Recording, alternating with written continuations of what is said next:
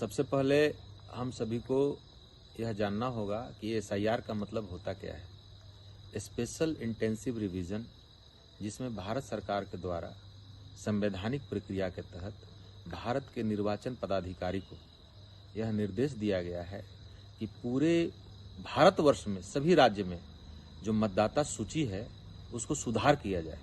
क्योंकि उस मतदाता सूची में बहुत सारे लोग ऐसे नामित हैं उसमें जिनका देहावसान हो चुका है, जो गोलोक गमन कर चुके हैं, देवलोक चले गए हैं। ऐसी परिस्थिति में यह भारत सरकार का तथा इलेक्शन कमीशन का दायित्व बनता है कि उस मतदाता सूची को पुनः सुधार करके और चुनाव करावे। इसके लिए यह स्पेशल इंटेंसिव रिवीजन तैयार कर रहा है, चला जा रहा है, और यह बहुत जरूरी है देश में देशवासियों के लिए, ताकि पता चल सके कि देश की क्या वर्तमान स्थिति है। अभी देश में हो रहे एसआईआर के कारण जितने भी घुसे हुए घुसपैठिए हैं जो भाग रहे हैं हमारे देश से, उस पर आपका क्या कहना है? हाँ, ये भी बहुत ही महत्वपूर्ण क्वेश्चन है और यह हम लोग को बिल्कुल जानना चाहिए। एक भारत सरकार के द्वारा कानून बनाया गया है, इमिग्रेशन ऑफ फॉरेन एक्ट 2025।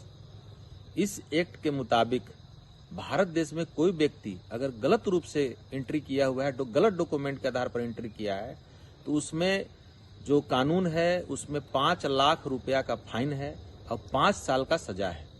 दूसरा, अगर कोई व्यक्ति भारत में आकर और उसके बाद कागजी व्यवस्था के तहत कागज बनवा लिया हो, गलत कागज बनवाया हो और भारत के मतदाता सूची में अपना नाम दाखिल करवाया हो, वैसी परिस्थिति में 10 लाख रुपया तक का फाइन उसमें उद्दलित किया गया है, बनाया गया है, दिखाया गया है। और यह भी सही है कि बिना भय के कोई नहीं भागता है।